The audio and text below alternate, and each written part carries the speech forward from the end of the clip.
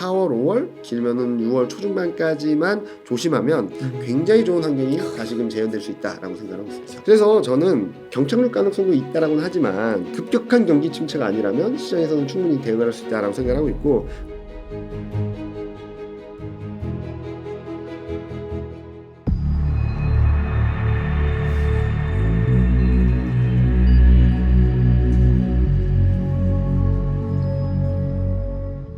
그럼 2분기는 조정 가능성이 조금 붙여지는 걸까요? 네, 2분기는 조금 쉬어가는 가능성이 쉬어가는. 높다. 그래서 제가 큰 그림을 그리는 게 3월 FMC 전후 4월 초반까지는 2750, 좀 오버시티 나오면 2800 근접하는 숫자는 나올 수 있어도 여기서 치고 올라가는 그림보다는 좀 쉬어가는 그림.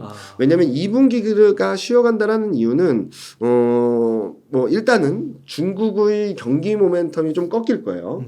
이번에 1월, 2월 누적 소매 판매 산업 생산이 굉장히 잘 나오긴 했는데 기저효과로 인해서 꺾이는 모습들을 보여줄 거고, 최근 미국 소매 판매나 여러 지표들을 보면은 둔화 속도가 좀 빨라질 수 있어요라는 시그널들을 보여주고 있거든요. 네. 그런 것들을 조금 체크해봐야 되고요. 그리고 CPI 지금 보면은 3월, 4월까지 헤드라인 CPI는 좀 반등을 할 수 있는 여지가 있어요. 네. 유가도 81달러, 80달러 수준에 있고, 그런 것들이 좀 안 물려 있다 보니까 경기는 둔화되는데 물가 둔화 속도는 좀 더 떨어지고 헤드라인 CPI는 반등을 하고, 그러면은 경기 둔화 플러스 통화 정책에 대한 불안 심리가 조금 더 들어올 수 있거든요. 그리고 한국 같은 경우는 실적에 대한 불확실성이 남아 있고, 그래서 아마 4월, 5월 길면은 5월 중후반까지, 6월 초중반까지 코스피는 좀 조정을 받으면서 5월, 6월 FMC 결과에 따라서 바닥을 잡으면서 금리 인하 사이클로 들어가기 시작하면 본격적인 추세 반전이 나타나지 않을까라는 말씀을 드리는 부분입니다. 그래서 지금은 코스피가 2750 그 이상으로 가는 그림이 나온다 하더라도 저 이런 말 가끔 드리는데 게륵과 같은 장세예요. 아시죠? 이렇게 네. 닭 중에 닭가슴살이 아니라 닭 갈비뼈. 없으면 좀 아쉽고 네. 있어도 좀 막 그런 약간 그러니까요. 그래서 저는 최근 말씀드렸던 게 단기 트레이딩 하시는 분, 짧게 매매 가능하신 분은 네. 좀 수익이 날 수 있는 구간이긴 한데 좀 길게 보시는 분들한테는 오히려 2750을 넘나드는 그림이 나오면 네. 현금 비중을 확보하자. 네. 라는 말씀을 드리고 있어요. 그리고 최근 증시 흐름들을 한번 보시면 다 같이 올라가는 게 별로 없어요. 그리고 눌려있던 애들이 올라가거나 단기적으로 올라왔다 좀 꺾였다 다시 올라가는 그림이 나오고 있어서 저는 지금은 두더지 잡기 게임이 벌어지는데 잘 피해야 된다. 퉁 올라오면 꺾일 겁니다. 네. 퉁 올라올 때 더 사는 전략이 아니라 팍 치고 올라왔을 때 좀 정리하고 좀 등락을 기다리고 좀 훅 밀렸을 때는 좀 샀다가 반등하면은 좀 팔고 되게 피곤한 구간이에요. 그래서 제가 이런 말 했더니 어떤 분이 그거 어려워서 어떡하냐. 그래서 그런 분들한테는 지금은 2750에서 50 이상에서는 욕심낼 구간이 절대 아니고 좀 오히려 현금을 확보해서 네. 다음에 조정 깊이가 어딜지 제가 지금 보는 것처럼 2,500일지 아니면은 2,600 초반일지 거기서 한 번 정도 더 살 기회가 있을 테니까 그때를 기다리는 게 낫겠다라는 말씀을 좀 드리고 싶습니다. 네. 그림상으로는 한 3분기 정도. 2분기 말에서 3분기 초, 그러니까 6월 15일인가가 아마 6월 FMC일 거예요. 네. 그때를 전후로 해서 한번 변곡점이 나올 테니까 그때를 기다리는 게 맞겠다. 이런 말도 있죠. 세린메이라고. 세린메이라는 말이 있는데 이번에는 1, 2, 3월 달까지 워낙 많이 올랐기 때문에 나올 확률이 높겠네요. 그럴 가능성이 높을 것 같아요. 그래서 세린메이에 대비하기 위해서는 이때 떨어지니까 파는 게 아니라 올라와 있을 때 좀 수익권에서 정리를 하셔서 그 다음 스텝에 좀 대비하시는 게 맞을 것 같다라는 생각을 하고 있습니다. 네, 그리고 좀 더 길게 봐서 25년 1분기까지 보면 이제 전고점을 또 넘어서는 좋은 그쵸. 그림이. 2850 저희는 일단은 작년 말에 제시드렸던 상단이 2850이거든요. 네. 뭐 하반기 전망을 하면서 좀 상향 조정할 여지는 있지만 지금은 저희가 좀 강하게 말씀드리는 게 1분기 말 2분기 초반까지는 올라갈 수 있다 하더라도 여기서 치고 올라가는 그림보다는 좀 조정 가능성이 있으니까 조심하자는 말씀을 드리고 있어서 네. 자 2분기 때는 조심하세요. 근데 연말에는 3천 가요? 라고 말하기 되게 어렵잖아요. 네. 그래서 지금은 조심하자라는 쪽으로 말씀을 드리고 있고 하반기 때는 좀 좋은 그림이 나온다는 말씀드리는데 제가 그때도 보여드렸던 도식화된 그림이 이 그림일 거예요. 지금 컨센서스 연준의 스탠스만 놓고 바라본다면 하반기에는 경기 모멘텀도 살아나고 통화정책 모멘텀은 살아나서 증시는 굉장히 좋다. 만약에 경기가 생각보다 안 좋으면 통화정책이 더 빠르고 강하게 들어올 수 있으니까 폭은 좀 약할 수 있어도 증시에 나쁘진 않을 거다.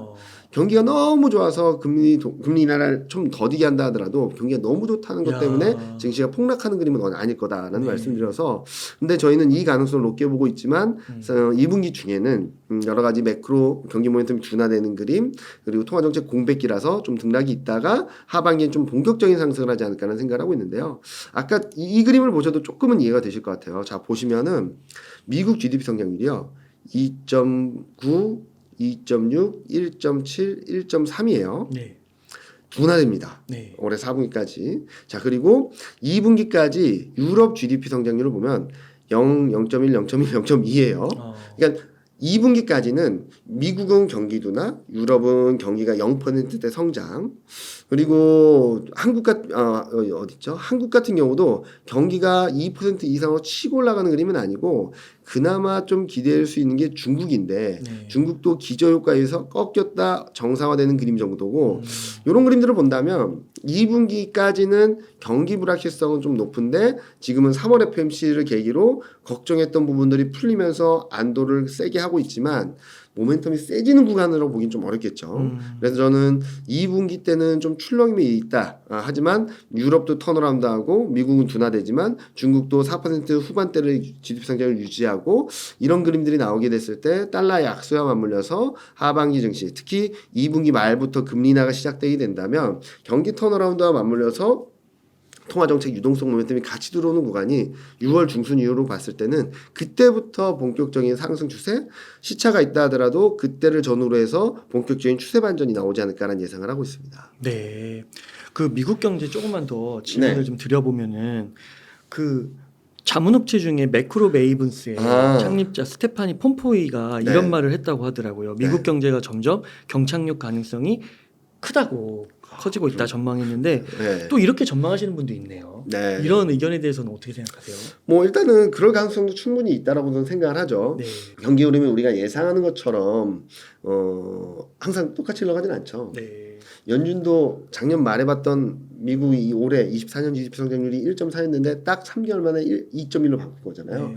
경제 성장률은 얼마든지 바뀔 수 있는 거긴 한데 그분들이 말씀하시는 거에는 뭐 어떤 이유가 있는지는 저도 좀 봐야 되긴 하겠지만 솔직히 말씀드리면은 그럴 가능성 높지 않다. 이번 FMC에서도 파월 연준의장이 명확하게 보여줬고 GDP 성장률 전망이나 이런 걸 통해서 보여준 것처럼 일단은 아까 보여드렸던 그림이긴 한데 미국 경기가 둔화된다 하더라도 1%대 초중반입니다. 네.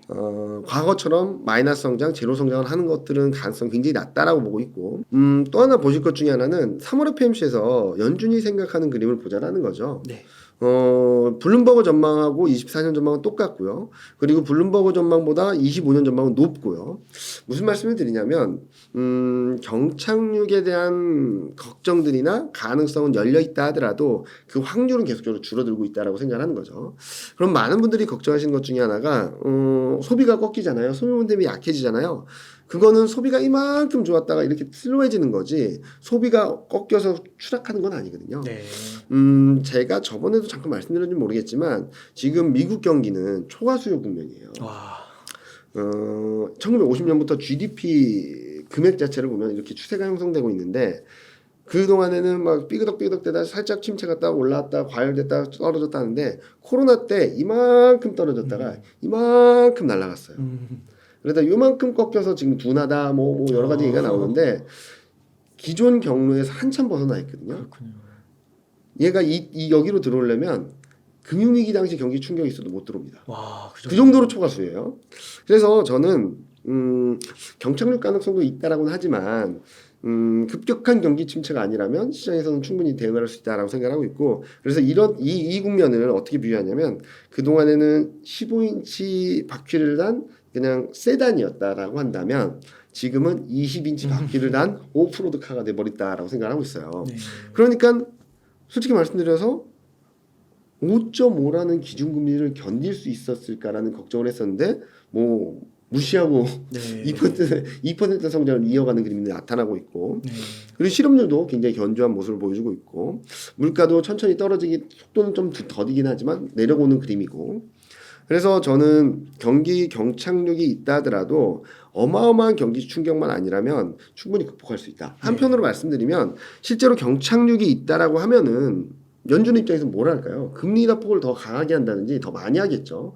왜냐면은 경착륙으로 인해서 물가가 떨어진다라는 그림들이 나오게 되면 연준이 통화정책 운신의 폭은 훨씬 큽니다. 네. 5.5에서 3, 2.5로 가는 데까지 서슴없이 갈 수도 있어요. 네. 그래서 파월 연준의장이 오늘도 말했던 것처럼 지금 어떤 위기라든지 불안감들이 들어오면은 우리는 얼마든지 액션을 취할 수 있다는 얘기를 했는데 그럴 가능성을 열어놓고 본다면 저는 솔직히 말씀드리면 경착륙이 있다라고 한다면 또는 금융권에서 위기가 발생한다고 한다면 변동성은 커진다 해도 사야 되는 조정이지 이제 망했다 이제 끝났다라는 말씀을 드리긴 어려울 것 같아요. 네. 자, 요거 한 번만 보여드리면 될 것 같은데 이게 전에도 몇 번 보여드렸던 그림인데 미국 금리 인하 사이클입니다. IT 버블, 금융위기 그리고 코로나19 급격한 경기 침체가 있었을 때는 금리 인하를 굉장히 세게 했고 증시는 그 전에 많이 빠졌었죠. 근데 이거는 급격한 경기 침체가 있었고 경기 충격이 있었을 때입니다. 이 사례를 한번 볼게요. 98년에 뭐가 있었냐면 롱텀 캐피탈 마켓이라는 대형 펀드 회사가 망했어요. 네. 그러니까 그때 맞춰서 금리 인하를 단행했거든요. 근데 지금은 이때보다 더 예의주시하고 있어요. 그래서 이때 사례를 한번 보시면 요 98년 사례만 보시면 될 것 같아요. 이때 증시가 충격을 받았습니다. 선진국도 S&P 500도 고점 대비 20% 정도가 빠졌어요. 네. 근데 그 저점 대비 금리 인하가 단행된 이후에 얼마나 올랐냐면 27%, 36%가 올랐어요. 네. 자, 그러면은 조정이 있을 거다. 이거죠. 제가 생각하는 거는 4월, 5월 중에 그럴 가능성도 있다라고 생각하는데, 자, 지금 3월 말 4월 초에 코스피가 2,750, 60 좀 더 올라가면 2,800 근처까지 올라갔을 때 현금 비중을 어느 정도 확보를 하시면은 이처럼 뭐 위기 상황이 없었다라고 하면은 95년처럼 거의 조정이 없거나 네. 2019년처럼 한 6, 7% 조정이 있거나 그때 사시면 되고요. 만약에 위기가 발생했다 그럼 매수 타임을 좀 더 늦춰서 10, 15% 빠졌을 때 적극적으로 사시면 되겠죠. 그래서 제가 지금 현금 비중을 또 좀 늘려가자라는 말씀드리는 것은 지금 현재 기조만으로 노랜딩 가능성이 높아지고 있는 상황에서 그럼에도 불구하고 과열 매물 소화 과정은 불가피하고 한국 같은 경우는 지금 실적에 대한 불확실성이 남아있고 과열 매물 부담이 커지는 상황에서 글로벌 경기가 아직까지는 둔화되는 그림, 네. 유럽은 아직 못 올라오는 그림, 그리고 물가가 헤드라인 CPI에 반등할 수 있는 그림들이 4월, 5월 달에 목격이 되게 된다면 시장은 좀 불안정해질 수 있으니까 그때를 대비해서 좀 현금을 확보하자. 만약에 여기서 무난하게 지나가게 되면 2600선에서 살 기회가 올 것이고 만약에 출렁임이 크다고 하더라도 2500 또는 그 밑에서 또 한번 살 기회가 올 테니까 그때를 대비하자는 차원에서 지금은 너무 환호하지 말고 제가 몇 달째 말씀드렸던 것 같은데 더 올라갈 것 같을 때 좀 현금 비중을 확보하고 더 떨어질 것 같을 때 적극적으로 샀으면 수익률이 꽤 많이 나왔을 것 같거든요. 지금은 더 올라갈 것 같은 느낌이 들 때 조금은 냉정을 찾아야 될 때다라는 말씀을 드리고 싶습니다. 네. 그 금리를 더 이상 오르지 않는다. 네. 그 전제하에 지금 물가 수준은 네. 2% 이하로 잡을 수는 있다고 보는 걸까요? 2% 이하는 저도 잘 모르겠어요. 2% 이하까지는 잘 모르겠는데 네. 일단은 파월 연준의장이 말한 부분은 요거 같아요. 유가 때문에 등락은 있을 거라는 거죠. 여기 보시면 클리블랜드 연회에서 발표하는 전망하는 GDP 인플레이션 나우를 보면은 자 헤드라인 CPI는 반등을 할 거예요. 2월 달에도 반등했고 3월 달에도 좀 더 올라올 수 있습니다. 그런데 코어 물가를 보면 계속 둔화됩니다. 네. 특히 연준이 주목하고 있는 PC 물가를 보면은 헤드라인 물가는 계속적으로 떨어지고 코어 물가는 2.8, 2.7, 2.67 속도는 더디지만 내려가는 그림이고 헤드라인 PC 같은 경우는 유가의 영향으로 반등은 하지만 그 흐름들이 뒤집어질 정도는 아니라는 거죠. 여전히 2%대 초중반에 위치해 있고 디스인플레이션 흐름, 그러니까 코어 물가가 내려가는 그림이 깨지지 않는 한 이런 흐름들에 의해서 큰 흐름들이 바뀌지 않는다면 통화 정책은 여전히 유효하다라는 것들을 보실 수 있을 것 같다라는 말씀을 드리고 있고요. 물가 전망 좀 더 가변적인 흐름들을 봐야 되겠지만 솔직히 말씀드리면 저는 유가가 지금 $80 이상에 있는 거는 박스권 상단인 것 같아요. 여기서 유가가 더 올라가지는 않을 거라고 생각하거든요. 그렇게 되면 물가 부담이 떨어지게 되면은 이제 3월, 4월까지 반등을 한다 하더라도 5월, 6월 달에 볼 수 있는 그러니까 5월, 6월 달에 볼 수 있는 물가는 조금 안정을 찾아가면서 시장은 불확실성을 좀 제어해주지 않을까? 그런 와중에 경기가 바닥을 잡고 물가는 다시금 내려가고 그리고 통화정책, 금리 인하 사이클에 들어가게 된다면 시장은 더없이 좋은 환경이 만들어질 수 있다라고 생각하고 있습니다. 4월, 5월, 길면은 6월 초중반까지만 조심하면 굉장히 좋은 환경이 다시금 재현될 수 있다라고 생각하고 있습니다. 지금은 잠깐 올라가더라도 네. 거기서 더 태울 게 아니라 그렇죠. 현금을 일정 부분 네. 확보하자. 지금 많은 분들이 그 생각하실 거거든요. 더 올라갈 것 같아요. 맞아요. 지금이라도 사야 돼. 네, 이제 왔어. 왔어. 그렇죠. 근데 지금은 그렇게 욕심 날 때 오히려 잠깐만 더 올라갈 것 같을 때 좀 비중을 줄이자, 현금을 확보하자라고 했지. 일단 조금만 천천히 가볼까? 아니면은 내 주식 비중 많으니까 좀 줄여볼까? 네. 라고 생각하시는 게 조금 더 현명한 투자가 되지 않을까라는 생각을 하고 있습니다. 네. 그러면 이게 글로벌 증시는 네. 이제 좀 긍정적인 시각이 많은 것 같은데 네. 한국의 경우는 아까 GDP도 그렇고 상대적으로 소외된 게 좀 보이는 것 같기는 한 것 그쵸. 같아요. 그래서 이게 원인을 아까 이제 또 중국에서 네. 좀 찾을 수도 있을 것 같긴 한데 이 부분에 대해서 좀 설명 좀 부탁드리겠습니다. 일단은 솔직히 말씀드리면 그동안 중국 때문에 많이 힘들었죠. 네. 너무 많이 힘들었는데 최근 보면은 작가님도 아시겠지만 최근 2월, 3월 흐름들은 그래도 글로벌 증시에서 뒤지지 않습니다. 네. 상위권이에요. 왜 그러냐면 자 많은 분들이 중국 나빠 하고 이렇게 치워놔 놓으셨을 텐데 그동안 발표된 경제 지표들을 보면은 수출 증가율이 서프라이즈를 기록했고요. 네. CPI는 지금 5개월 만에 플러스 반전했어요. 교역이 살아나고 있다. 디플레이션 우려가 완화되고 있다. 그리고 지금 현재 시점에서 이번에 발표된 1월, 2월 누적으로 발표된 산업 생산이 5.3에서 7로 나왔습니다. 좀 둔화될 거로 봤는데 오히려 더 좋았고요. 네. 그리고 소매 판매도 5.6에서 5.5 살짝 떨어지긴 했지만 자 여기 기저효과를 볼게요.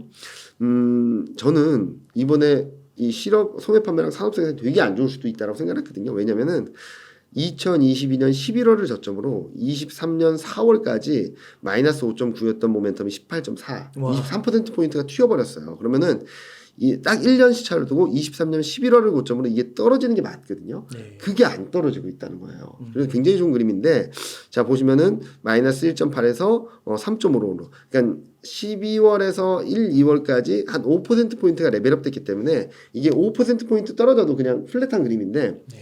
오히려 산업 생산은 올라갔고 소매 판매는 플랫했던 그림이에요. 소비가 괜찮고 상승도 괜찮다는 얘기죠.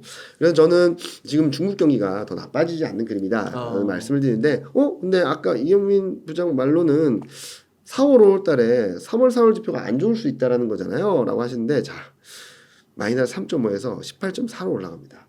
3월 지표랑 4월 지표가 네. 15%포인트가 레벨업 돼요.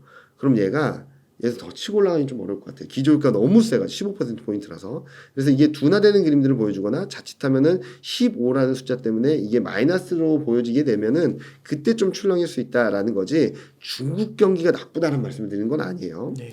그리고 이제 6월, 7월 지표를 보면은 이게 꺾여 내려오거든요. 그럼 이렇게 툭 꺾였다가 다시 올라가서 6월, 7월 달부터 볼 수 있는 경제 지표들은 턴하네? 모멘텀이 살아나네 그림이라고 볼 수 있어서 저는 중국 경기에 대한 흐름들을 보면은 4월, 5월 달에 확인하는 3월, 4월 지표가 좀 많이 둔화될 것 같고 6월, 7월 달에 확인하는 5월, 6월 지표부터는 다시금 턴하는 그림이라서 좀 좋은 그림이라고 보고 있고요. 자 이제부터 중국은 나쁘다라고만 생각하지 마시고 네. 좀 좋게 좀 천천히 보자. 네. 왜냐면 여기를 보시면은 자 1년 내내 떨어지던 M1 증가율이 12개월 딱 1년 만에 플랫해졌습니다. 네. 그리고 다시 투자 지표가 3.2에서 4.2로 이렇게 올라오고 있어요. 네. 경기 나빠 할 때는 계속 떨어졌던 그림이 확실하게 고개를 드는 모습을 보여주고 있거든요. 자 이게 뭐냐면은 작년 7월부터 굉장히 세게 들어왔던 경기 부양 정책 그리고 재정 효과 네. 이런 것들이 조금씩 반영되기 시작하는 거다. 시차를 두고 반영해서 본다면 1년 정도의 시차를 두고 보면 24년 하반기에는 중국 경제가 생각보다 괜찮을 수 있다는 시그널들이라서 좋게 봐야 된다는 말씀드리고 있고요. 그리고 또 이렇게 중국 경기가 좋아진다고? 그러면은 화장품 의류, 화학, 철강 이거 봐야 되는 거 아니야? 전 IT예요. 또 네. 왜냐면은 이번 양회에서 중국 정부가 업무 보고를 했는데 주요 아젠다를 정리하면 첫 번째가 미래산업, 양자 정보기술 그리고 생명과학 등 신규 사업 개발. 두 번째가 디지털 경제, AI 플러스 혁신 액션 플랜. 세 번째가 소비인데 이것도 되게 주목해서 봐야 됩니다. 이구환신, 옛 것을 버리고 새 것으로 교체하자라는 건데 무슨 말을 했냐면 커넥티드카, 전기차, 전자제품입니다. 자, 이 첫 번째, 두 번째, 세 번째 아젠다가 모두 다 IT, 반도체, 인터넷, 전기차 이런 쪽이에요. 네. 자, 그럼 경기가 살아난다 그러면 뭘 봐야 될까요? 이런 쪽을 봐야겠죠. 네. 그래서 최근 2차 전지, 특히 중국 쪽 2차 전지가 막 튀는 그림이 나오고 한국 반도체도 좀 움직임직하는 그림이 나왔던 거는 중국 경기 회복에 대한 기대감들이 좀 살아나면서도 좀 움직였던 것이 아닌가라는 생각을 하고 있다라고 봐주면 될 것 같고요. 그래서 중국 경기는 아마 이런 식, 중국 증시는 아마 이런 식으로 할 거예요. 지금 중국 상위종합지수 기준으로는 3,080에 근접했는데 좀 더 올라온다 하더라도 3,100 돌파 시도 정도지 여기서 쫙 치고 올라가는 그림은 좀 어렵다라고 보고 있거든요. 왜냐하면 아까 말씀드렸듯이 4월, 5월 달에 보는 실물 지표들이 꺾이는 그림들이 나오게 된다면 시장에서는 좀 박스권 등락 2,900에서 3,100 정도의 박스권 등락을 좀 이어가다가 하반기에 경기가 턴어라운드 한다는 그림이 나오면서 쭉 치고 올라가는 그림이 나올 수 있다라고 생각하니까 지금은 미국, 한국, 중국 증시가 전반적으로 박스권 상단에 근접했다 정도로 보시면 될 것 같고 등락이 있다 하더라도 치고 올라가는 그림보다는 좀 정점을 형성하는 과정이 되지 않을까라고 생각하고 있어서 아직까지는 조심할 때다라는 네. 정도로 말씀을 드리고 있습니다. 그러면 중국 증시도 앞으로 좋아지는 확률이 높아지는 거고요. 하반기 때는 확실하게 3,200, 3,300을 가는 그림이 나타날 수 네. 있다라는 말씀을 드리고 있고요. 제가 하반기 증시를 계속적으로 좋게 보는 이유 중에 하나는 아까 말씀드렸듯이 하반기 중국 경제가 조금이라도 올라와 주면은 유럽 경기도 같이 살아납니다. 유럽 경기가 같이 살아나면 달러 약세력이 커지고 달러 약세력이 커지면 신흥아시아 증시가 조금 더 주목을 받을 수 있는 유동성 흐름이 바뀔 거거든요. 그래서 저는 지금 조금은 보수적인 말씀을 드리고 있지만 이런 단기 등락 과정, 뭐 4월, 5월까지 조정 과정을 거치면은 그때는 한국, 중국, 대만 이런 신흥아시아를 봐야 된다는 말씀드리거든요. 네. 계속적으로 반대로 돼 왔습니다. 무슨 말씀을 드리냐면 연초에 또는 매년 초반에 매년 말이나 그 다음에 초반에 있었던 컨센서스랑 정반대의 그림들이 계속적으로 반복되었거든요. 첫 번째 21년 1월 코스피가 어마어마한 상승을 했을 때 모든 사람들이 동학개미운동 한국 증시만이 살 길이야 했는데 그때가 한국 증시 상대적 강세 최정점이었어요. 네. 그 다음부터는 쭉 떨어졌고요.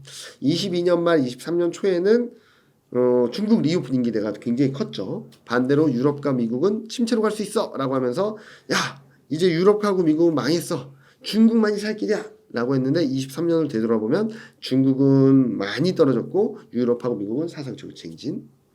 자 23년 말 24년 초에는 무슨 컨셉이었냐, 야 일본하고 미국밖에 없어, 와 중국하고 한국은 못 가네, 네. 그런 컨셉이었는데 지금 저는 이게 또 반대로 될 수 있겠다. 미국하고 일본은 좀 쉬어가고 그동안 못했다라고 하는 중국, 한국 뭐 이런 나라들은 상대적으로 좀 선방을 하고 상대적으로 강세를 보일 수 있는 국면이 나타날 수 있어서 단기 조정은 열려 있다 하더라도 그때 사야 될 업종은 사야 될 나라는 한국, 중국, 뭐 대만 이런 신흥아시아 쪽들이다라는 말씀드리고 있습니다.